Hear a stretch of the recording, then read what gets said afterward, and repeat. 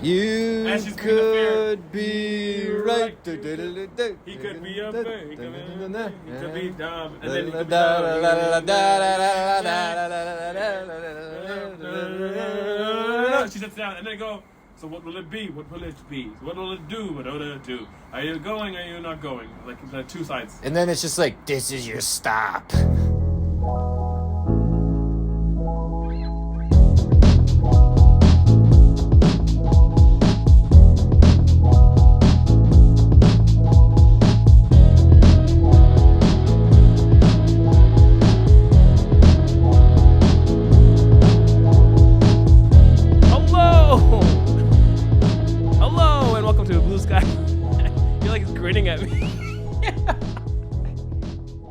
Okay, it's gonna be a long one. It's 2 minutes in already. Yeah.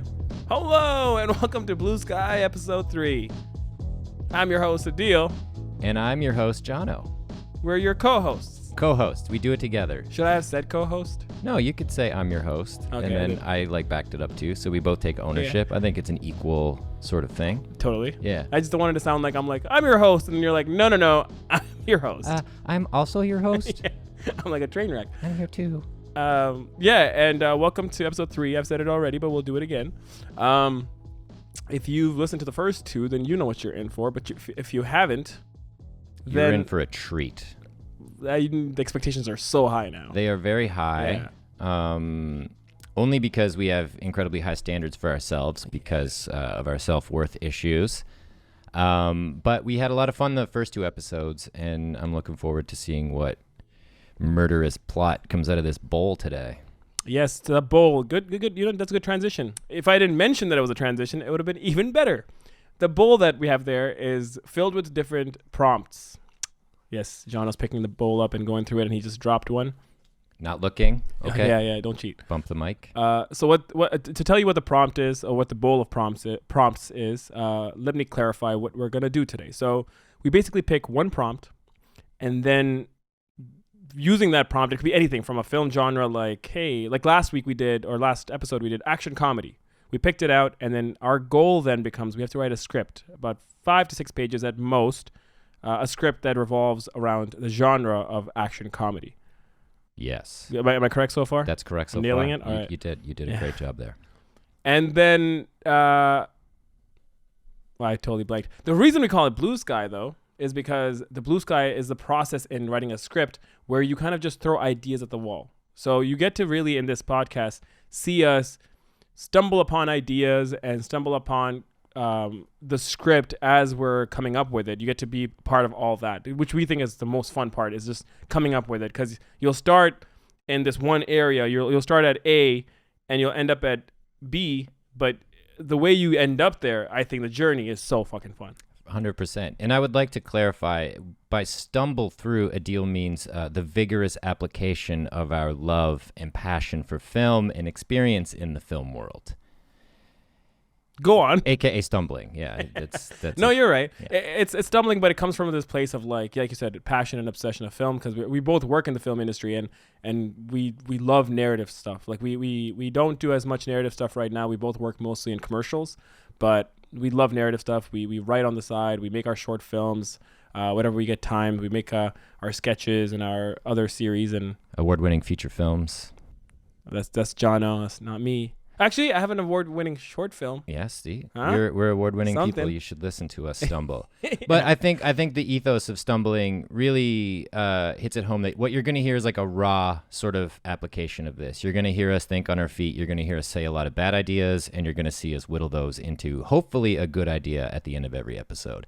And then you're going to hear us perform it for you like a radio drama. In the same episode. In the same episode. It's a lot of work, so hopefully we have a sponsor already, but I doubt it.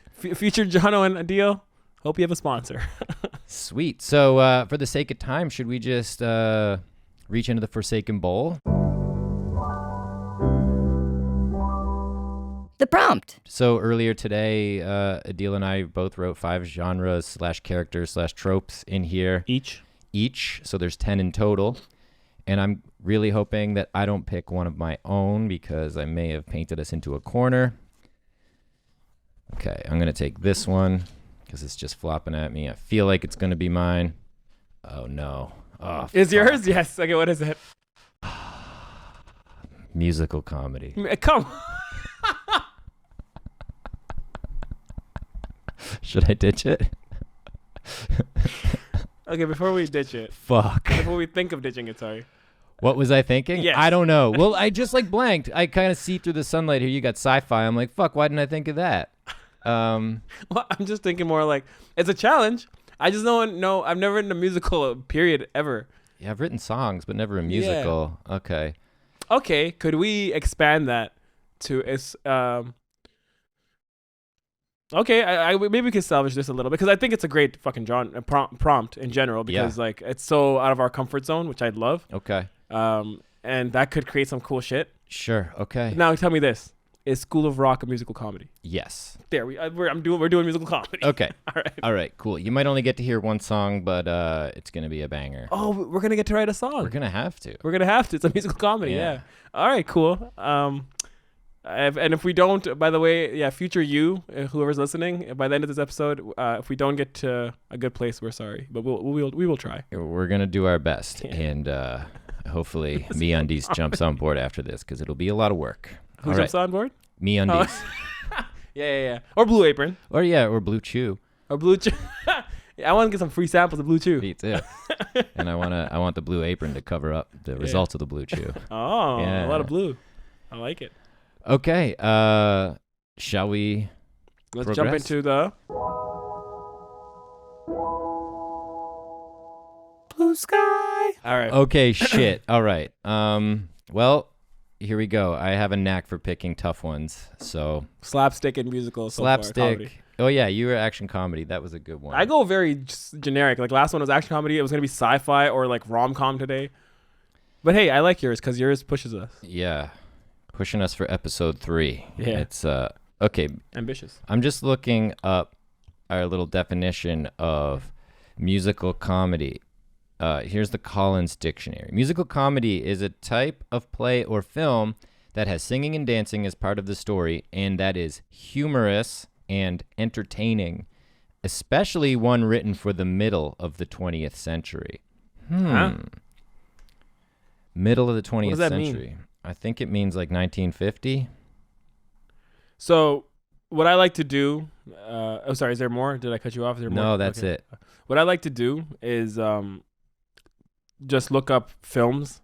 Yeah, that's what I tried to do. But like references. So I got a couple. Okay, great. I mean, one of the classics, I've never seen this actually. You might have. The Producers. Shit. Matthew Broderick, Will Ferrell, and that was like Nathan a Mel Lane. Brooks thing? Is that correct? That's the classic is Mel Brooks. It's a Broadway play. It's a movie. And then Matthew Broderick, Will Ferrell, and Nathan Lane made a version like 10 years ago, 15 years ago. Yeah, I'm totally out of my element here. La La Land. I actually don't like musicals, if I'm being honest. So I don't mind them. I think musical comedies, I'm very picky. I'm very like this. Like again, I know I mentioned School of Rock, but to me that's like the fucking one of the best, and it's just sewn in so well. You know what I mean? Like it's not like they're just forcing musicals into it. Yeah, it's sewn into this guy's personality, his character, and then and if anyone hasn't seen School of Rock, it's Jack Black who pretends to be a substitute teacher, and he's like a failed musician because his rock band kicks him out. So he takes this chance at teaching a class where he finds out, oh my gosh, these students aren't only just smart, they're all just musically gifted because they have music class and they all play guitar and piano and all these instruments, that he's like, I'm going to make my own band with them. And then even the musical scenes where he's showing off his guitar skills, his singing skills, the kids are playing drums and other things. It's just so fun. Sorry, I hit the thing. It's so fun to watch because it's like, again, it's like a purpose. Yeah. You know what I mean? Yeah. So I do love when they can do it really well, but I feel you. I haven't seen that. Like La La Land, I love. See, I didn't like I started it and I was just like, do I want to watch this? Like, I feel like I needed to be in a theater to see that and I missed the boat. So I think I already made a joke about La La Land in an earlier episode, but yeah, it's like if there can be a clever way of baking the song in, I think that's a must. And like setting, like what I've never seen Singing in the Rain. Yeah, I've seen it, but I blew that out the hatch. I think university took care of those brain cells. South Park, Bigger, Longer, Uncut is classified as a musical. Interesting. I mean, they have songs in it, right? Yeah, they do. And like, well, I guess like even Team America, like the whole, like Trey Parker's movies tend to have big musical elements, you know? Mm-hmm. The more we do this, I'm like, fuck. Yeah. Well, I mean, this will be a good challenge. It just might be a long episode or a lot of work to edit. But what comes to mind, like, because I'm like, how can I apply my life experience to that in order to bring something funny? Ooh, okay.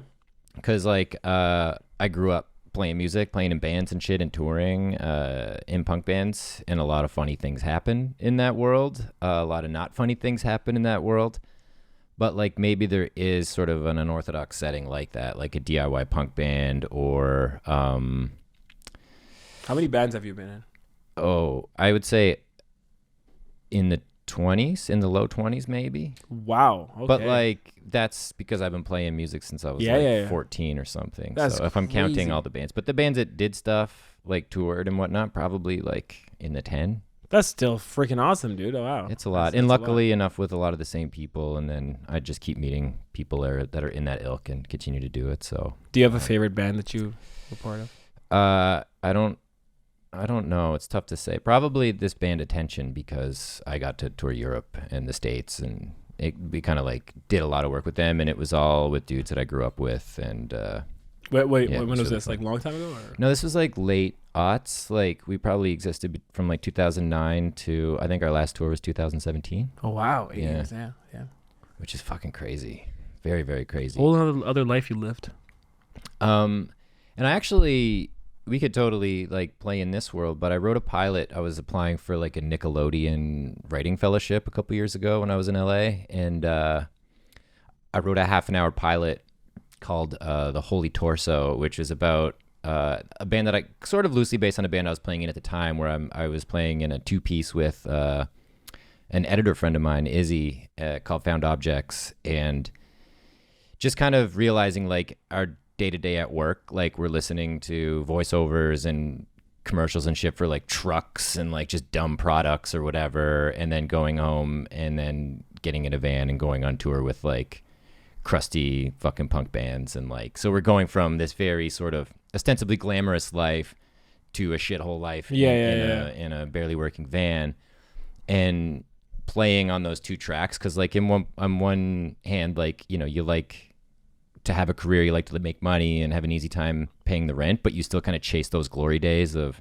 being in a punk band and having no responsibility and smoking all the cigarettes and drinking all the Pabst Blue Ribbon. So that could be something of a glory days thing, which would lean into the like that School of Rock world where Jack Black is sort of vicariously living through these kids by nurturing their talent, you know? Yeah. There could be something in that. Or it could just be like someone going for a job interview, or like Call Center the musical, you know, or like. That's what I'm trying to think is like, again, like I did mention, I like it when there's like reasoning. So it's like, do we put this person in the music world? Like, are they a band member who has like two lives? Or is it a Dr. Jekyll and Hyde musical? Can we do a comedy about this bumbling scientist, which is completely different? So I'm just like, that's where I'm trying to also find the needle. It's do we lean into that it's the music world, which I'm not against, or do we lean into a world like Call Center or Scientist or whatever, where it's like a world that usually wouldn't have music, but it's like this. That could be fun. I think that might be more relatable and generate more fodder for it if we do like the Call Center thing, where like it's just this one person with a vibrant inner life who sells fucking subscriptions to magazines or something, you know what I mean? Okay, can I throw two things at you? Yeah. So one as a joke, but then I'm like, this might be funny, is we could do prison. And prison's a joke because of our improv class. But we do scenes in prison a lot. In our improv class somehow. I think that's our gun. For Michael Scott's gun is our prison. We could do a Prison Break musical, which I think is fucking funny because we can have fun with it. So that's one idea. The Shawshank Redemption. Oh, that's good. That was really hard to get out. I thought you couldn't say Shawshank. I thought you were having trouble saying Shawshank. I was having trouble not saying Shawshank. Exactly. That's what I realized. Like, that's good. Yeah. Shawshank Redemption. The song sang Redemption. Okay. And then my other idea on your call center idea was, or my other pitch for the and this is what Blue Sky is, guys. We're just gonna pitch shit until we nail something that excites both of us. Yep. At the call center or any corporate job it starts with, because again, short film, 5 minutes or whatever, right? It starts with someone waking up into a musical world, and they're gonna go ask for a promotion today. Yeah. And it's like this build up to the promotion, and every time they talk to people outside the musical, it's like talking dialogue. Yeah. And then by themselves, they're like in this musical, and they're like, I'm gonna ask for a promotion. Yeah. Or like it could also start with like that really drab sort of, camera pushing into an office, and there's just kind of one person isolated where we can kind of tell they are a little bit different, and we get close to them, and like it's like an outgoing call center. Let's say they're doing subscription to magazines. I'm just gonna glom on that. We'll think it's something funnier. But like we get to him, and it's like Sai. He hits the button to call, or she hits the button to call, and it's like dunk dunk dunk dunk dunk dunk dunk dunk. Hello, I need a little of your time. Hello, will you buy a magazine of mine? Hello, something like that, and like, and they can get up and kind of go around the thing, and like everyone's just like droning around them and whatever. Because today, maybe you can get on this notion. Because today I'm gonna ask for a promotion. Hey, boss. That's all I got. No, I love it. I'm just I'm just trying to add on to you, because I'm thinking, so again, short film. Do we start there, and then that, like, what's our stakes? What's our arch? Or is it? And again, this might. I'm just throwing bullshit. If it starts with going into the workplace, into the boss's office, and it starts with a more happier song, right? The whole film, maybe. Yeah. And then the boss goes, and she enters, and the song ends with the door closing behind her as she walks into the boss's office to ask for the promotion. Yeah. Right. And then he says that's what dialogue is, and he says something like, well, there's a lot of people who want the job or whatever, something, and he gives her like a target. If you sell this many today, we can discuss it. And then the next scene is this, because now stakes are being let. Yeah. And she sits down. And then it's funny because, I want to make this now, because it's funny because when she sits down and she starts having her moments, you see like neighboring cubicles doing choreography, like very similar, like, because you see that, I see this. Okay, so I'm getting ahead of myself. Wide shot, like exactly what you're saying. You see a bunch of cubicles, but you see one office person in the middle, and you can tell they're like the special character, which is our character. And then because you see other people working in their offices, they're all like almost same like outfits, like different colors maybe, like of like a button up and a tie, like blue, red, green, yellow, all around her. A little mundane though, like washed out colors. And then as it goes, dum dum dum dum dum dum dum, hello, and she starts, it's like they all kind of hang up their phones, right? Yeah. And then she says something else, and then they all kind of move over and tick something on their calendar. But it's like choreography happening around them, around her, and as it's going into her. Yeah, that could be fun. Yeah, and like she has like a headset on with a cord, but like the cord is just infinitely long, so she can navigate the space and still be talking to people and like go into the break room. Because like it might be cool to like. Well, no, even that scene, we could live in the cubicle, that whole song, but it's around her. There's so much happening. Yeah, that's what I'm saying. And the song is on the phone, because I like the idea of a call center person. Like, that's funny. I'm doing a musical about the selling something. Yeah. So it's like in this mundane world, and she's in her shitty cubicle, but she's singing, and the choreography could be a little bit of her while she's making gestures with her hands and stuff, but it's like these small things of the other employees around her. Yeah. Or like to add the comedy to the musical comedy too. Like if we do that chord thing, like she could do a bunch of stuff at the cubicle. Like maybe we should divide it up into like, maybe it's 3 short songs or something like that. So like intro, we set up what she's trying to do, gets the sort of get from the boss, go sell this shit and we'll talk about it. Goes and sells this shit in 3 stages, runs into the obstacles. By the 3rd stage, shit is kind of either going her way or going against her. And then the final scene is like, we kind of bookended, I guess, with the interview, and it's like, or with the boss, and it's like, yeah, you didn't get it, or like, hey, you should have sold one more, or like, there's just some blow line there. Or just make one big song that encompasses the whole thing.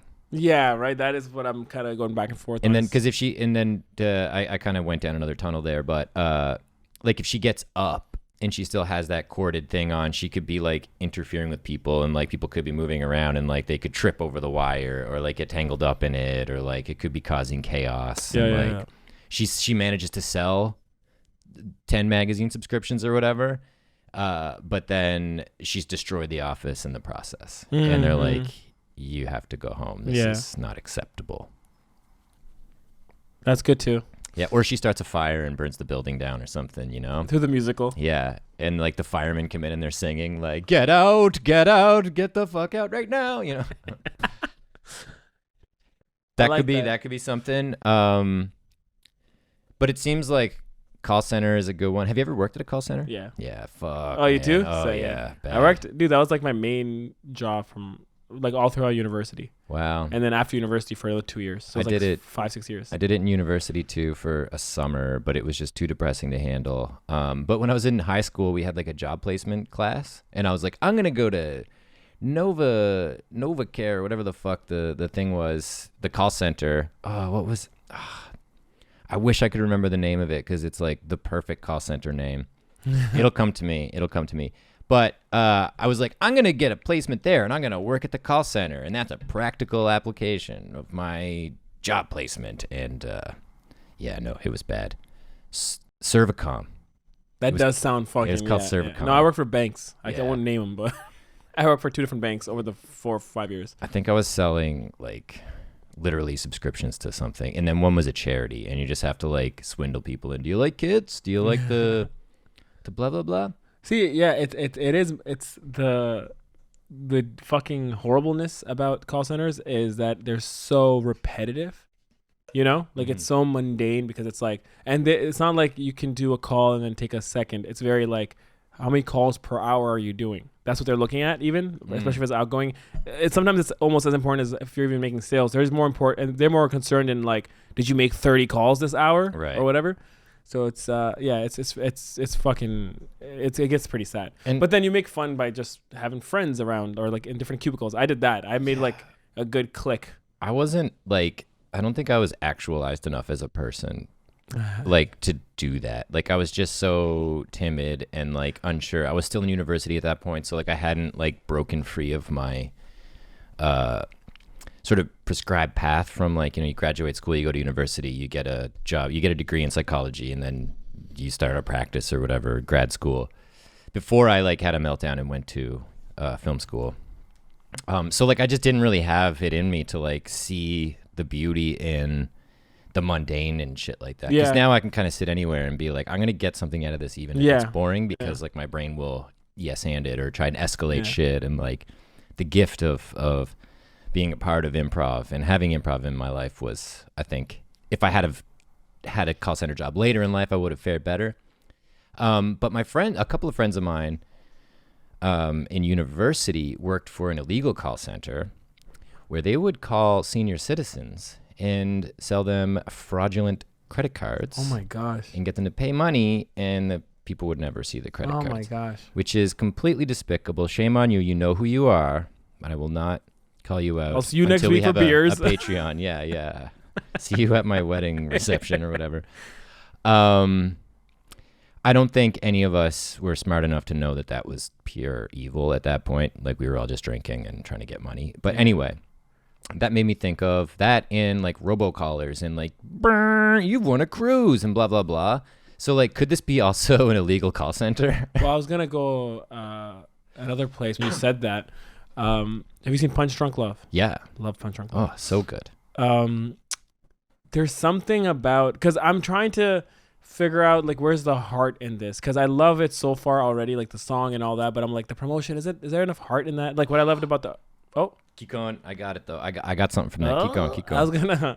I was gonna say, what if it's a rom-com but through a call center where maybe she falls in love with a guy over the phone, or he falls in love with a girl over the phone, or something like that, or something that goes beyond like taking the mundane and making it more interesting. And maybe the promotion's still a B plot or B story or whatever, you know? I like the idea of falling in love with someone on the phone. That's pretty cool because then there's comedy in the reveal of who that person is. Are they who they say they were? Are they better? Are they worse? Oh my gosh, dude, that could be the whole film. Keep your. I know you have an idea too. I got it. I wrote it down. Oh, sick. Okay. I was gonna say, what if it starts with, so fuck the promotion for now for a second. What if it starts with your like that thing, the dum dum, that whole thing, hello, and she says one phone call, right? It's just to introduce the world. It's a musical, right? The person she's selling to in that song is a quick 30-second song or whatever. It ends. He's like, no, I don't want it. Like, it's a funny ending to this whole buildup. Yeah, it's just and then the next person she talks to is the guy, or he talks to whatever. But say it's she falls in love, and then the rest of the film is her excited because they're like, do you want to meet somewhere? Meet me at the park. And now it's this buildup of, and then as she's going to meet him, she's all excited, and then on the bus she's like, but wait, and then she starts thinking of what if he's not attractive? What if he's not? What if he's a killer? Yeah. What if he's a killer? Or like in the rhyming scheme, you go, or what if he's like a child pretending to be an adult? Like she's really thinking of like all the weird situations. Like what if it's two kids dressed up in a trench coat? Yeah, like which makes what if it's two boys on each other's shoulders? You know what I mean? Like so it's like this arch of like. And she talks herself out of it. Yeah, but then she still shows up. But then, or she doesn't show up, and like she talks herself out of it, skips the stop. And then we leave with this like super handsome guy waiting with flowers by the bench, and she's just like the bus driving by. She's looking out the window or something. Yeah, I like that. I like that a lot. I do. But I was thinking, what if she works at an illegal call center, right? And her pitch to her boss is, let's try a legitimate sales plan. Like, let me sell magazine subscriptions. Let me sell charitable donations. But we actually do it. And he's like, if you sell 30 of those, I'll entertain it. So it's her trying to do that. But then maybe she falls in love in the midst of that. I don't know. But there's something like the humanizing it, like turning an illegal call center into a legitimate call center is kind of a funny course of action for a character. And then who else is going to work at this illegal call center? They're going to be like the sort of chuddy dudes who don't really think beyond the need to make money. Not people have to make money however they can. It sucks that you might have to hurt senior citizens' bank accounts, but that always makes me think we're paying for that pension. That's our money too. So. Yeah, way to justify that. You ever seen Requiem for a Dream? Yeah. The mom in that getting scammed or whatever, or like that always breaks my heart, man. Yeah. Like whenever I think of like senior citizens getting scammed, I think of that scene and her just like almost accepting herself, being like, "This is my life. Like I'm at the end of my life, and whatever. If it's sad, it's sad." And it's just like, oh. Yeah, and the whole catfishing thing too. Like you watch like, did you ever watch 90 Day Fiance? No, but I've heard so many stories. Yeah. Not a big reality fan. Like I don't seek it out, but I have friends that do, and when I watch it with them, it is juicy. Reality shows I don't watch at all, but when I do and it's with people, it's so entertaining. Yeah, exactly. With people, it's the fucking best. Yeah, like it's like me in sports. Yeah, and I get it. Like if some people like just watching it, and I totally get it. I see the entertainment. It doesn't click for me. But when I watch it with people, I totally get it. I'm like, oh, this is fucking amazing. Yeah. Shit. And it's like endless material for jokes. So falling Catfish in love. Catfish the musical did run through my head. So like, is she okay? She wants a promotion. I'm almost saying fuck the like again. I know, but that gives her this motivation to like go out and blast people, and then she meets the guy. I'm just worried about time. You know how I am with the short script. Like it's 5 pages. Yeah, because like we could just kind of don't bore us. Get to the chorus with which is starting, and she does a bunch of calls, and it's just like the verse breaks. Like the song could keep ending abruptly until she ends up with that one guy. Yeah, or woman or whatever. Yeah. Because the way I see it is that initial song can bring us into this world. Because now you get all the details within this song. It could be a minute song or whatever, but it's like the mundane like office, and the way it's like dun, dun, it's very like mellow, and you know her just being like, can you like, she's like very bored on her job and trying to sell stuff, and again gets cut off, and this person, and the reactions can be different but similar abruptness, but maybe one guy's like no, one person's like something else, but it's always ending like killing her sale, and then the third or fourth person's like the potential love interest, and then cuts to like her going home and getting ready, or going on the bus already, like cut to like, you know, going to see this guy now, and as she's going there, like she could just leave work and there could be like a joke like of the boss being like, but it's only 2 p.m. or something like that. Yeah. And then she's like, she makes some excuse up. Yeah, it's some funny quip. So how do we also do this where it's like, in my head, I keep picturing that like there's music and dialogue. Is that what you're picturing, or are you picturing one long song? I'm picturing like when she talks to the love interest, I'm picturing it's not musical anymore. Like on the phone. Yes. I think it'd be tough to make it all one song. Like as in front to back, just one long track being played, so to speak. Yeah. But if we break it up with dialogue scenes, even if they're like 1 word or 2 words, or just a little interaction. Yeah. So like we could focus on story building through that, just too. the story building through that, and kind of write just the story beats, and then go in and paint the song, and then we'll have to call someone to perform it for us. What do you mean? We'll have to get a beautiful. Oh, we gotta read female this too voice after. Sorry. For we the could main do character. it. We could, but it might be for the funny. sake of the read. For the sake of the read, I don't want to. I'm just worried about complicating and getting someone. Yeah. Well, like. Yeah, we'll figure that part out, I guess. But yeah, I completely forgot. We're gonna have to sing these songs. Yeah, we're gonna have to sing them, but that'll be fun. That'll be the ultimate challenge. We can get someone from improv class to do it. That's it. Like, yeah, exactly. I won't name names right now, just in case we don't get them. Something happens. But you might hear a special guest singer on this one. Shit. Well. Okay, so let's recap what we're saying. I feel like we haven't. And again, man, I don't want to. Are you feeling this? Oh, I am. I am. I'm just like nervous as shit. Yeah. It's new. Thanks for that suggestion, by the way. Good prompt. Like, you son of a bitch. It's crazy. You know, it's gonna be one of the ones that you wrote. I know. It's like I imbue it with like this is gonna happen because I'm like, why am I writing musical comedy? And I like cringed and put it in. And I'm like, I'm not gonna pick that. Yeah. Like you have but control then over it. Why would I even put it in there? Yeah. Like before I came here, I left my house and I plugged my phone in and I just put it on the windowsill, and I said as I put it down, I'm going to forget this. And I got to my car and you had forgotten. I was like, you knew that was going to happen, so why are you mad? And I'm like, fuck, I don't know, man. And I'm like, you had a whole dialogue with yourself. Go upstairs. Oh, that's if the Blue Sky podcast in my head is real and always happening. Do you? I mean, you know what I'm a victim of? You know what I'm It's like the podcast starts and I can't think of words anymore. It's so fucking annoying. Mm-hmm. What's that thing? Like I do this, so I am a thing of this. I think therefore I am. No. No, Socrates. No, as in like when you say this, I'm trying to like play fucking charades with you right now. There's this word you say, and I can't think of this word right now, but it's like I am of this. I do this all the time. I wear my socks backwards. I am of this. A textbook example. A definition. You get in there. I am Is it just one word? It's one word.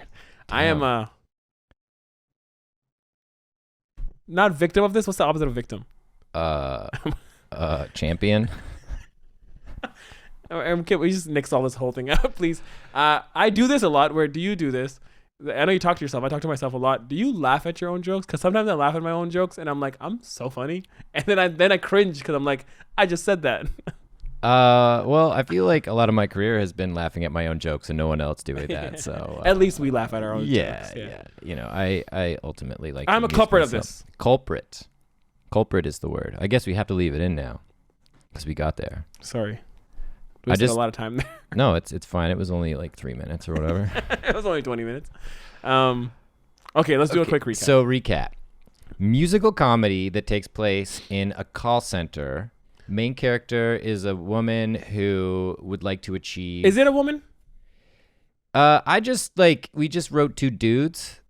Yes, I like the woman idea too, but and if we're gonna do this dating thing, I would rather make the man the sort of punching bag than. Well, it's not even that. It's the oh my gosh, we can play on the reality of dating. And for the on a woman's side, it's very different because it's like I don't know this person, you know. Yeah, where a guy is very like, oh, I don't give a fuck. Yeah, there's like guys could kind of fuck around, but if a woman is gonna go meet a guy for the first time, it could be potentially dangerous. Yeah. And not to make light of that. Yeah. But it is more fodder for also empowering her and not just shitting on like, oh, what if she's ugly and what if she does? Like, yeah. Instead, it's really. I'd rather make fun of dudes because they're the lesser of the fair spectrum of genders we've got. Agreed. Can you, when you say fodder, can you explain it real quick? Fodder? Oh, fodder. Because can I be first explain it? Well, like fodder's like what you would like.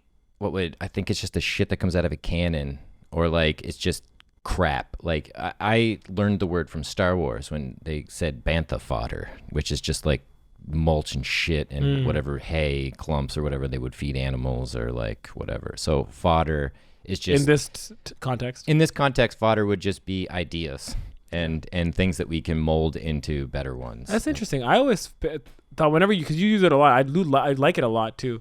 But I always thought you meant more like fodder is like things to burn, things to use as arsenal almost. Yeah. It's like here's weaponry. So fodder is like here's some more shit. So if we make this person say a woman, we have more arsenal for the script. Where it's like we have more opportunities to make more jokes on this guy, for example. Right? Yes. Okay. But also, whenever you say fodder, it sounds like you're Dwight Schrute saying father. Well, it sounds like a Cape Brettoner saying fodder too. Yeah. Father, Luke, exactly. Luke. No, I am your father. Exactly. That's what whenever you do it, I have this like urge to make that joke. So I just want to clarify. Okay, cool. So recap again. Call center, woman on the phone, doing her mundane, boring job. We start with a song showing this world that she has this mundane, son of a bitch. Yep. We start with this world where she has this mundane, boring job. Yep. And we introduce that with this song. Correct? Mm-hmm. What's next? Mundane, boring job. We use the song to like sort of propel the sort of repetitive boilerplate aspects of her job. And there could be like a Bohemian Rhapsody type, like no kind of Bismillah. thing. Yeah. We will not let you go. And like something like that, and like cool dolly shots of like fucking the whole people like just shutting their phone or slamming their phones down or some shit. But then there's one voice that kind of just entertains it and talks for a little while longer. Or just by the first sound of his voice and he just says something and she's just like wooed or whatever. Yeah. Or he makes like a reference to like some kind of film or whatever, and you see her look up at her cubicle wall and she has a poster of that film and she's like, oh, tell me more, or whatever. She's like, right away you're like, oh, she's like swooned, Yeah. And like maybe too, like she could be lamenting how annoying her job is and how no one listens to her, and it just feels like an extension of her own life where she's just not noticed and doesn't feel like she's seen. And then she could be like, oh, and while the phone is ringing, like there's like a big sustain part or something, or a big swell.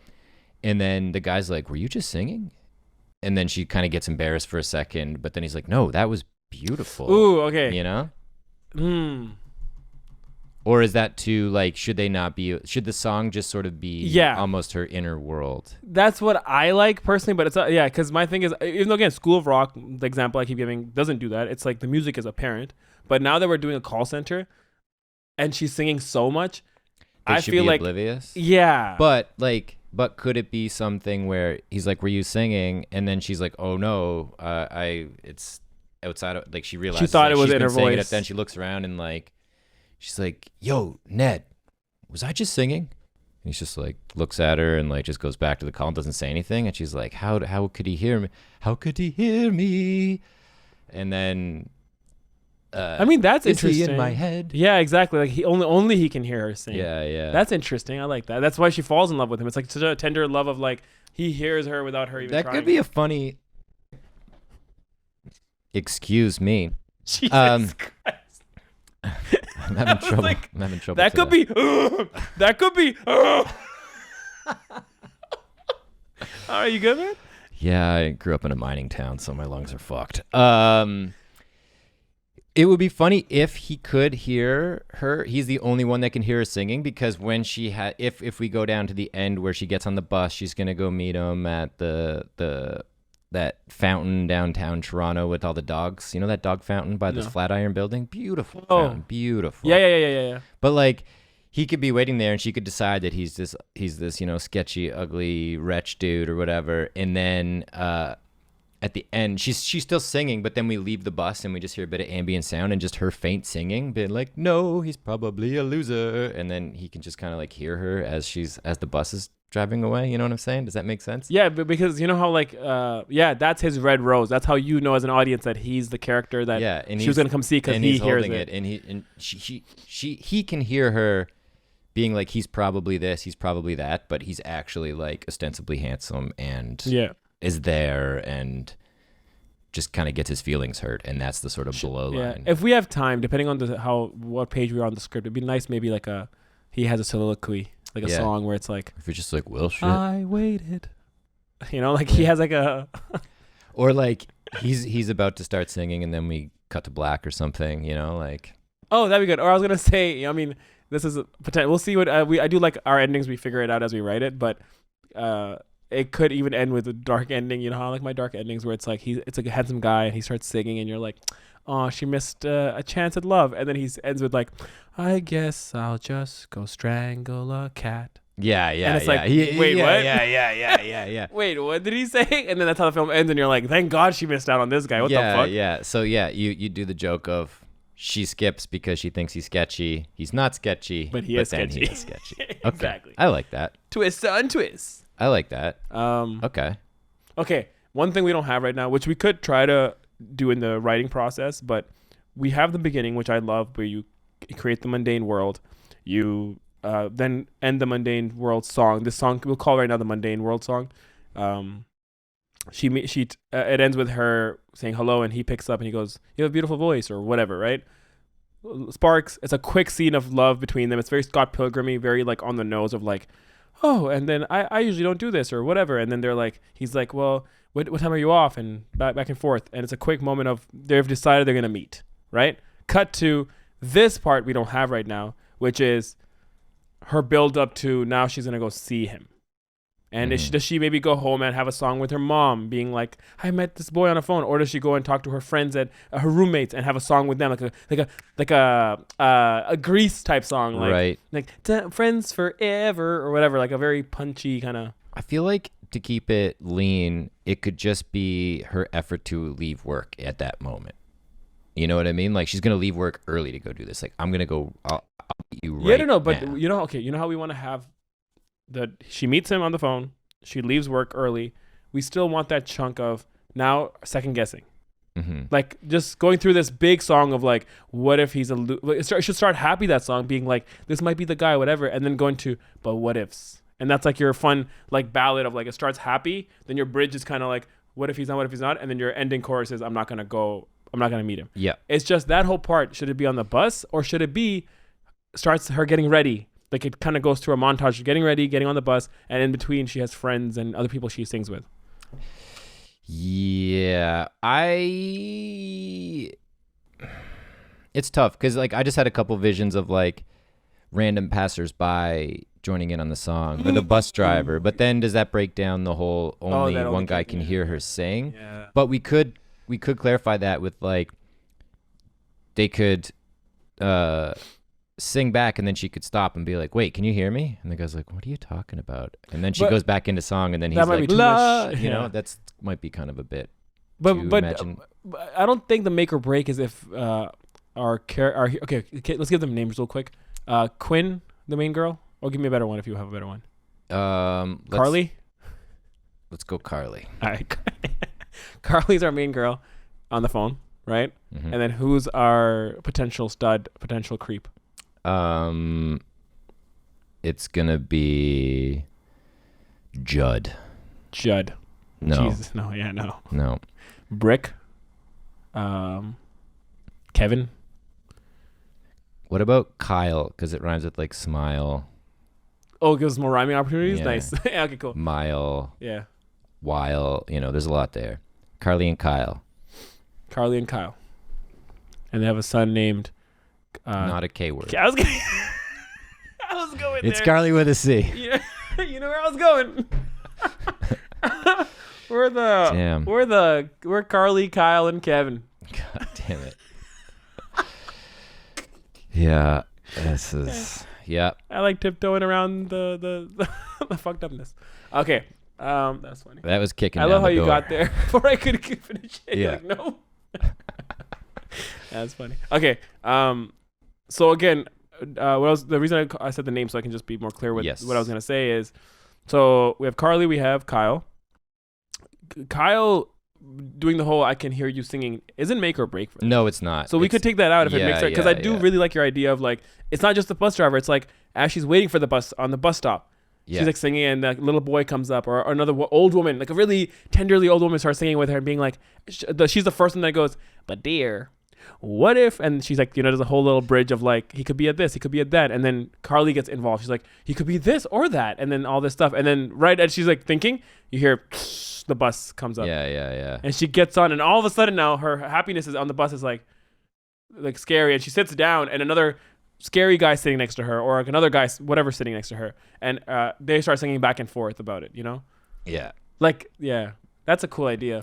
Because also, by putting, like, there could be like that lead in of her walking down the street. There's just dynamic, like people kind of just lobbing words in or calling responses as she's walking by people. You get on the bus, and then you've got this fucking box with seats that you can put any different kind of person in. So like, he could be a slob, he could look like Bob, he could be that's a great idea. Yeah. And you're just kind of pointing to people, and they're just all like these stereotypes. Yeah. They're literally the punchlines. Like there's like 4 guys, and you know what you can do with this is more direction, but it's like you pan past the seats, and it's literally like, he could be this, and it could be this, and you're literally like going back into the bus, and you're going past the seats, but as you go past each seat, you're hitting a rhyme with like what kind of guy he could have been. Yeah. Like ugly or scary or handsome, but with a small wiener. He might be a weirdo. He might be a bum. He could be a guy that would never make you come. Yes. Please write that down. Please write that. And then you know what's funny? When you land on that guy, he's like, what? Like he gets just picked with that, like, just like, yeah. And he's like a good looking dude. It's like, come on. Yeah. That's funny. Okay. So I do like that people walking by her give her like words and stuff, and then like I said, I think there should be a turning character that pushes her onto the darker path before the bus, right? Like that's what I'm thinking. Like, she's this woman or this. So again, I'm getting ahead of myself. Mundane World Song meets the guy on the phone. Mm-hmm. They hit it off. Mm-hmm. We should meet. I'm off in half an hour or whatever. Cut to, maybe she doesn't go home and get. She just goes around the bus. Bursts out. So and it's just like, yeah. Yes, she bursts out. It's a happy song. It's like upbeat, and she's singing, and she's very like, I'm gonna go see maybe my Prince Charming. I'm gonna go see maybe the guy of my dreams. She's singing, and as she's doing this, she goes, he might be this, and someone else goes, get it, girl, or whatever. Yeah. It's and like her coworkers are filing out, but they're kind of swirling around and like throwing paper in the air and shit. And then other people on the streets or coworkers, whatever, are like chiming in with her, like throwing her rhyme at her. Yeah. Like really boosting her that this might be the guy for you, right? And then she gets to the bus stop and she's waiting, and there's someone she meets there who's she's singing with, and that person goes, but what if, or however, she just puts a wrench in the whole thing. And this other person could be an older woman. It could be another older guy. It could be another version of herself, like another young person or whatever, right? But it's like they kind of put a wrench in it and say like, what if this? What if he's like the worst? Or what if he's not real? And then the bus pulls up. She gets on to the bus. And as she gets on, she walks past these guys, and they're all like different versions of like a bad version of what this guy could be. Like you said, a bum. What's the other one you said?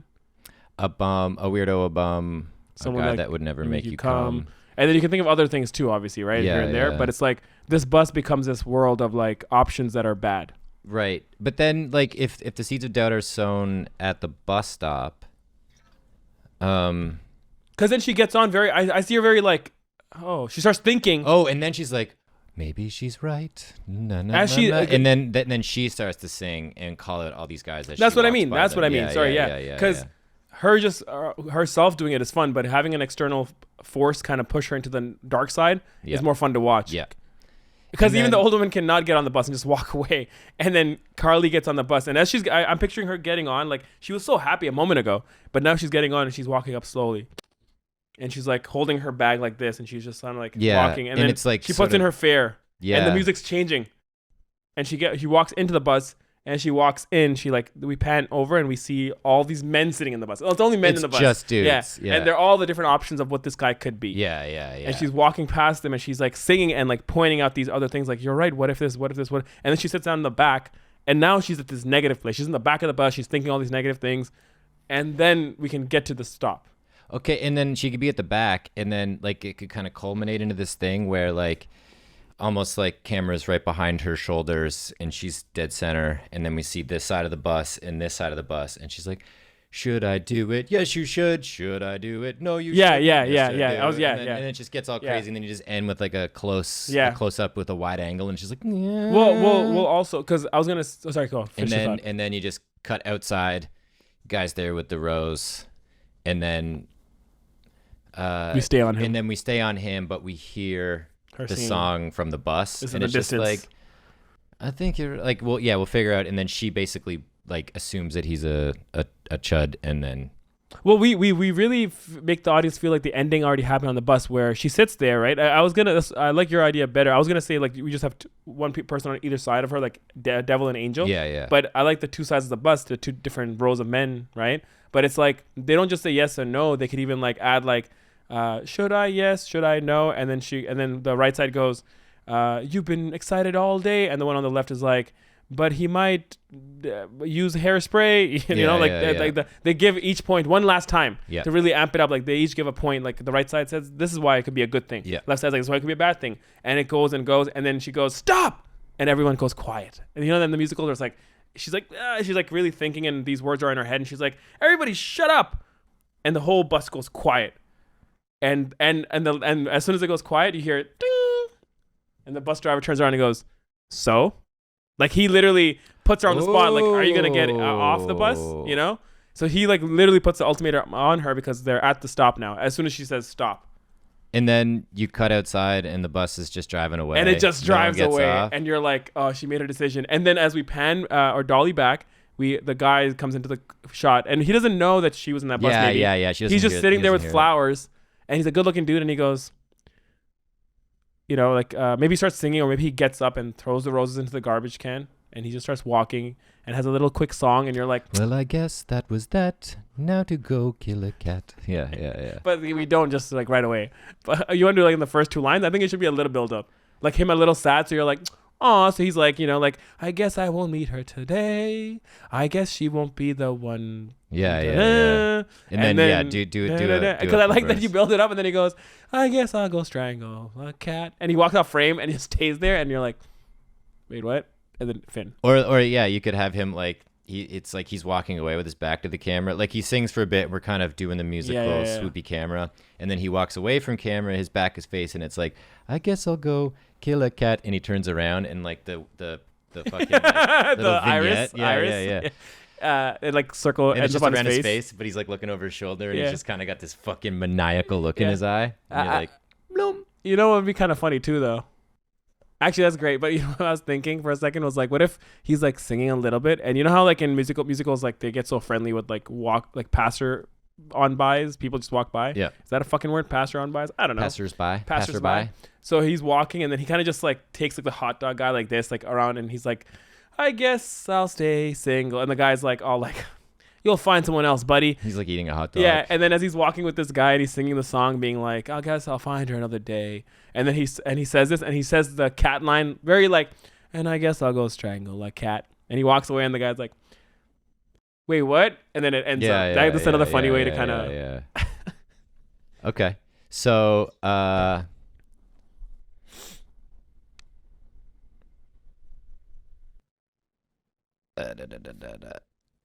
okay.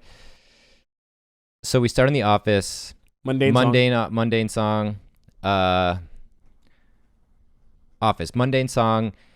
Repetition. No. And then she hears a nice voice, hits it off.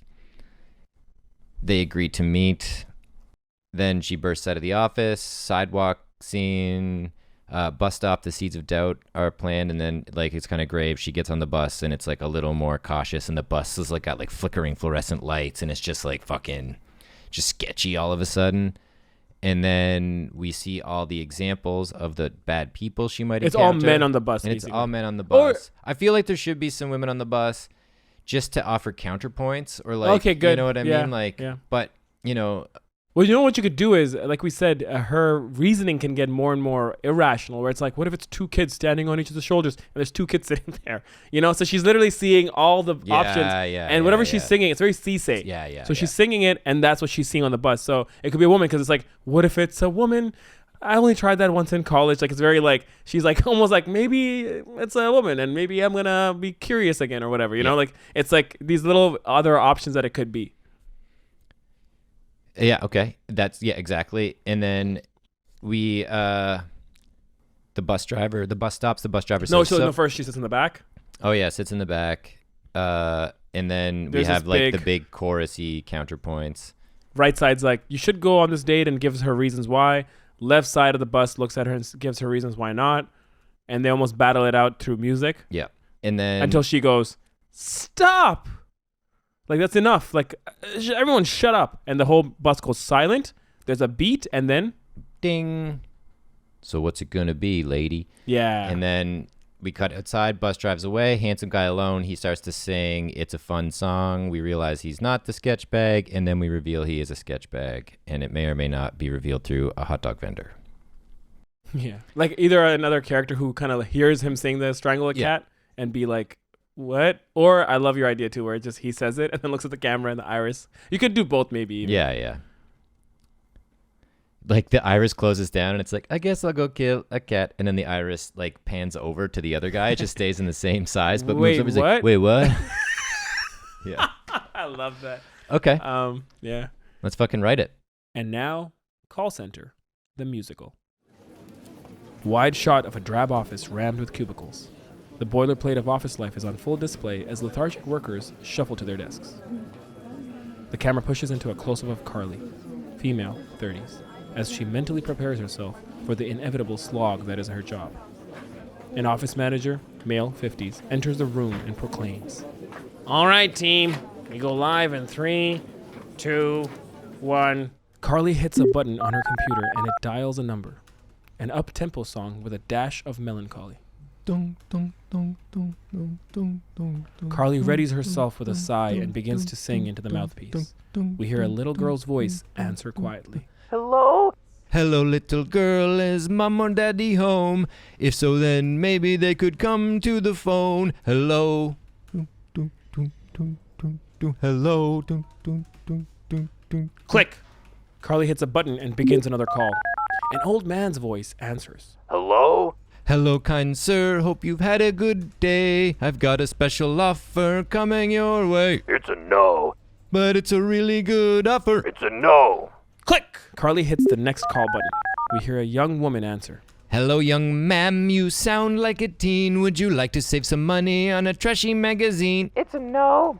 Just wait, hear me out. It's a no. Click! Carly holds her head in her hands. The song turns into a chorus. She stands up. It's always like this. Every single day, call after call, things just don't go my way. Can you believe my godforsaken luck? No one on the other end seems to give up. Hey! The music stops. The office manager berates Carly. Less walking, more talking. Carly relents and sits back down. She glances at her screen and initiates another call, without music this time. The phone rings twice. Then a friendly voice, Kyle, 30s, answers. Hey there. Carly is taken aback by the non-standard greeting. Hi? How's it going? Me? I'm okay. Another day at the office. How's it going with you? Great. I just got back from band practice, actually. Oh, what do you play? Bass. Carly is shocked. She looks over at a picture in her cubicle featuring her band, and she is holding a bass guitar. No way, you too? A beat of silence. You can hear their hearts begin to beat faster. On the count of 3, name your favorite bass player. 1, 2, 3. Victor Wooten! Haha, wow! You know he's playing tonight at the Clef. I wish I could go, but I'm working. Listen, I know this is forward, but this feels like kismet. Carly blushes. I'll be at the fountain across from the clef at 7 p.m. And I hope I see you there. Beat, phone click. Smash cut to exterior, Bay Street's office, moments later. The office doors burst open as Carly's colleagues run out in unison. Carly comes out behind, running and singing with glee. The office manager comes out last. Where do you think you're going? Boom, boom, boom, boom, boom, boom, boom. I'm off to meet a man I've never seen. Get your asses back in here! The employees groan and go back inside. Maybe the one I've seen in my dreams. She runs onto the street, continuing the song. He plays the bass, hope he has a nice face, a chin with a dimple. Cut to a passerby chiming in. Hey girl, keep it simple. I'm trying to hold it in, but I need this win. Another passerby. Premarital sex is a horrible sin. Whoa now sex, hey pump the brakes. Bus stops, door opens. The driver breaks the song. You know, he could be a fake. Cut to a close-up of Carly. We hear the rumble of the bus engine as she thinks. Smash cut to interior, bus, moments later. Carly makes her way to the back of the bus, kicking her legs Broadway style.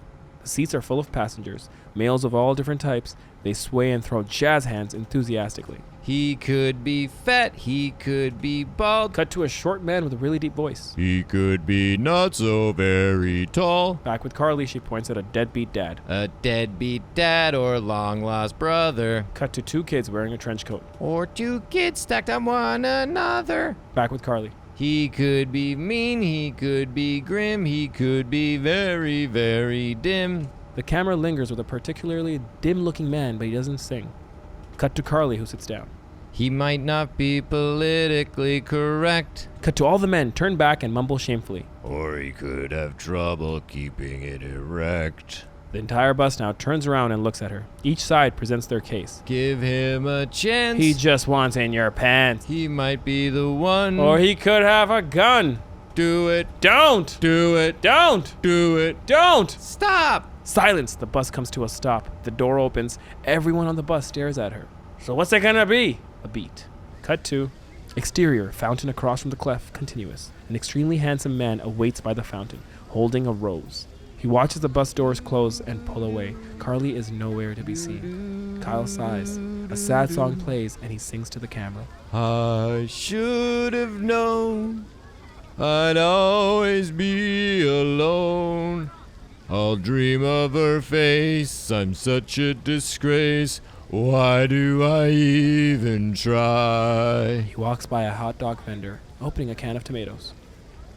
Tell me, Mr. Man, does love come in a can? There's got to be more of that, I was sure. Why do I even try? The hot dog vendor smiles at Kyle empathetically. Kyle walks further. We see the vendor behind. Just hang up my hat, smother another cat. Music cuts for a moment. She'll live another day, but either way, The music comes back in. Carly is going to die. The black iris closes in on Kyle's face, but just before the circle fully shrinks to black, it shifts over to the hot dog vendor. Did he say smother a cat? The iris closes in on him. Cut to black. Finn. In conclusion. Okay, so it's been about 4 hours, and you were privy to Has it been 4 less hours? than them. It's been a while. I think it's been 5. Oh, it's been 5 hours. Has it? Yeah, I guess so. It's been a long time. Oh wait, This are we, one was- are we filming? Or is this part of it? We're doing it. We're recapping. Okay, we'll start again though. So it's been about 5 hours. This one was not easy. I don't think so, but I think Why ended was it up not pretty easy? fun. It was not easy because, What happened? well, you had to think about a lot of musical stuff, and we got into references, and then we started kind of spinning our tires about recording music underneath this and like how we would do it and breaking it down, and ultimately realizing we don't want to do that much work on this podcast. So I was just looking for the simple answer of like, it's because I put musical comedy in the fucking bowl. oh, that's why I put musical comedy in the bowl. That's my fault. I wrote it down with the hope that it didn't get picked, but ultimately, like, I a like hero's journey requires an obstacle, Yeah. and I think we surmounted the mountain. Have 5. But okay, so we have a couple loose song references in there that don't really matter, but you kind of get the vibe of what they're going to be and the tone that we're after for those songs. And ultimately, we stuck with the sort of structure that we set out to do, which is kind of cool. Do you feel like, because that's what my goal was when we started, was like, I want to end off with songs that I like. You know what I mean? Like, I want to be like, I want to have songs with melodies that are fun. Yeah. Like when we said musical comedy, and I started, because my thing is, okay, what musical comedies do I like? And the Scrubs episode came to mind, or the School of Rock film came to mind, or and the See My Vest, Mr. See My Burns Vest on The Simpsons. that was a musical episode. I think. Yeah. So and then also Always Sunny in Philadelphia, which is one of the funniest musical comedy episodes. Nightman Cometh. Yeah.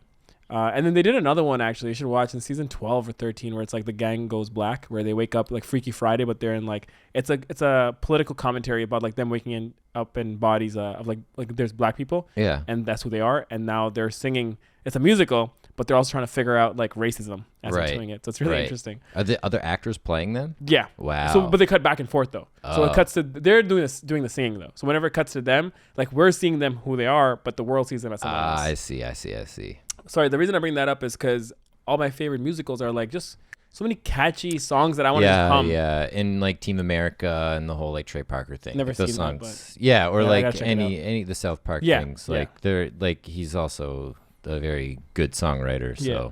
And again, like they don't write in fucking one afternoon like we just did. Yeah. But that was so fun, man. It was really fun. It was like really when we fun. clicked. It wasn't fun for a good hour and a half in the middle where we were like trying to figure out should we. Like we just couldn't find. We weren't on the same page of melodies, and I think that took a while to be like, what it should be, and we both didn't have the right references. But we took that little break in the middle, and we just started like riffing.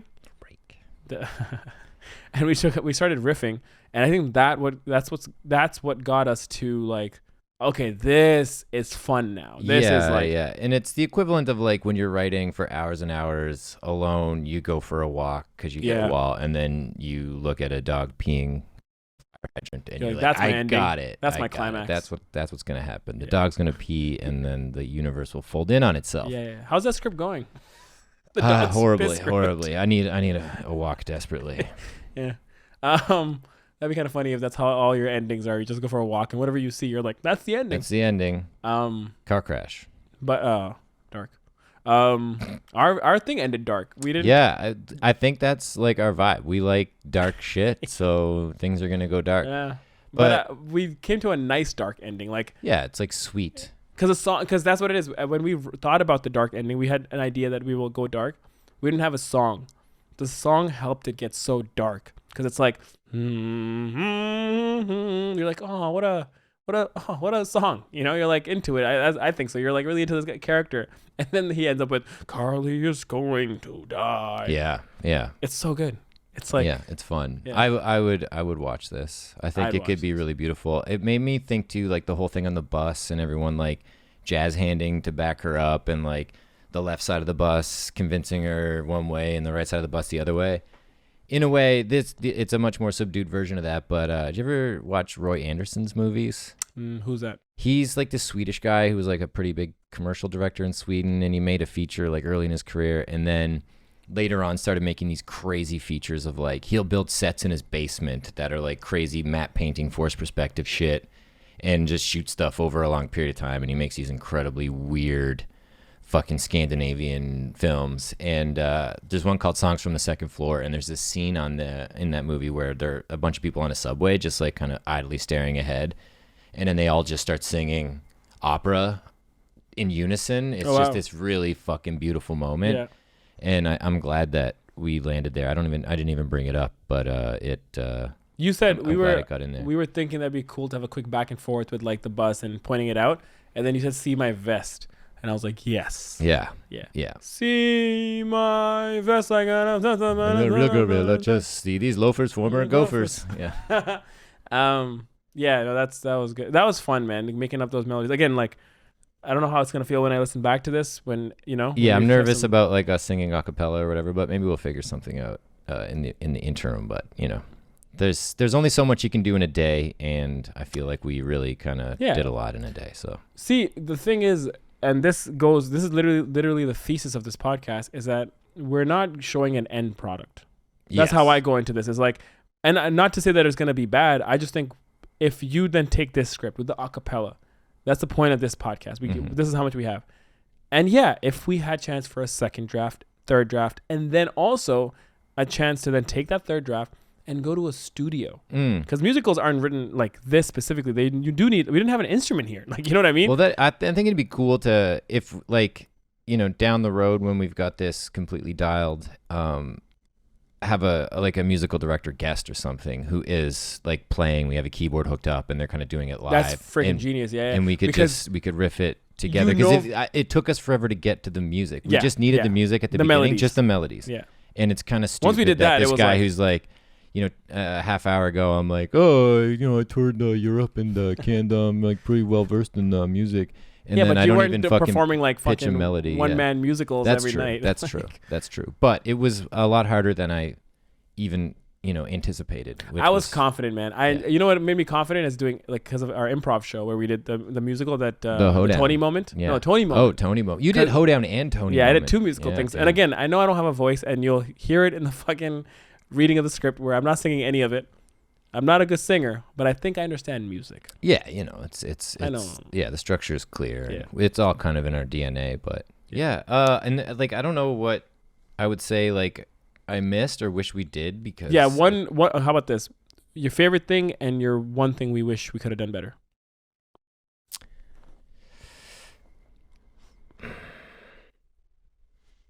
It's really tough. I think I just like the blow line of, my favorite thing is the vendor at the end. Did he say, what does he say? Yeah, and he's like, did he say his mother or cat? And just like the vignette circling around his face, and then on Kyle's face at the end, and then just panning over to the vendor just to have that little blow line. I just think that's so silly, and that kind of like really puts the silly cherry on the silly cake.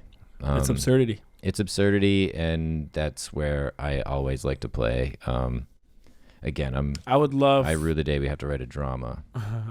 I put that in the bowl today too, so I face my fears. Hey man, the musical comedy, when you picked it, I was, for a moment, I'm like, do we have to? I think we have to repick. But then I was like, I imagine the feeling at the end of all this when we come out with a script, with a musical comedy script, and I think we got a solid one. Yeah. So what do you wish we could have done different, or could have been better? Or I think it was just getting to the melodies a little quicker. I think it would have offered us more riffing time, because we spent time just kind of like shooting melodies into the air, and that wasn't clicking.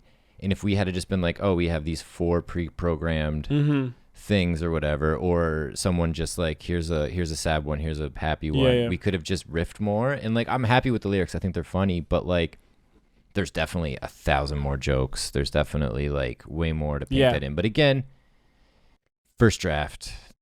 Yeah, these lyrics are super first draft. Dumpster diving for scripts. Yeah, like it's what Tim Hortons, the bagels they don't sell that day. They just chuck them in a dumpster, but they're still totally good. Our lyrics are like Tim Hortons day-old bagels. Yeah, I love it. Die for that shit.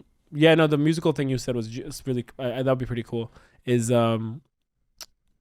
if we know that this episode for sure is a musical, and the only thing we're putting the prompts in the bowl are like the genre of musical, or the character, or whatever, or the actor, like other kind of prompt instead of genre. And then we have this musical person here, like with a piano sitting here, and it's the whole episode is like, let's do this episode, let's write the script, but he's here as a third writer. Yeah, and eventually we'll get like a radio drama DJ who can just play the textures underneath, and then just everything is done live, and there's no editing. That's pretty cool. Yeah, less work.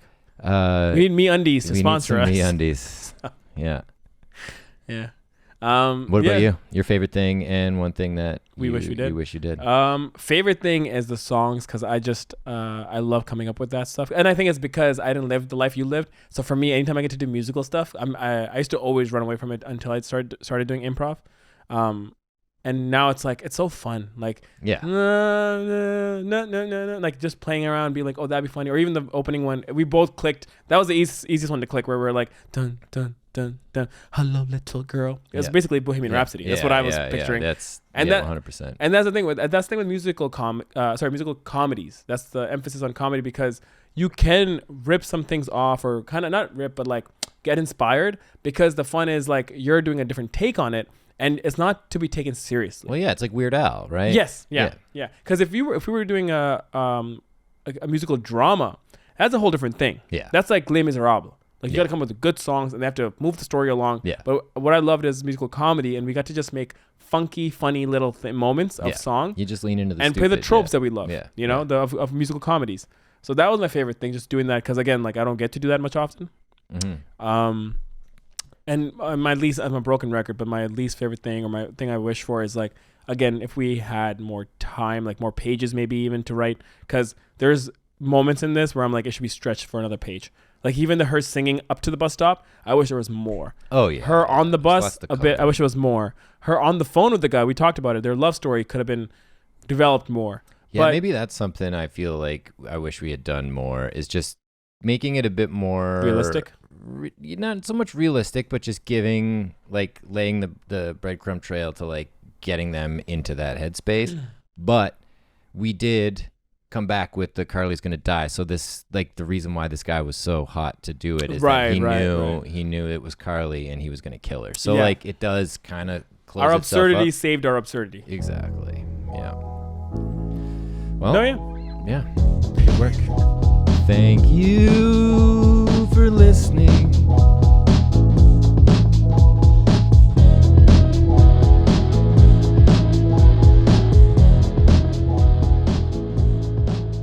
The Blue Sky Podcast is produced by Adeel Shamsi and Jono Hunter, edited by Justin Stevenson, and this voiceover was recorded by Kevin Brown. If you have an idea for a prompt, email us at theblueskypodcast@gmail.com or DM us at the Blue Sky Podcast on Instagram. The Blue Sky Podcast is an independent show, so please like and subscribe and tell your friends. Please.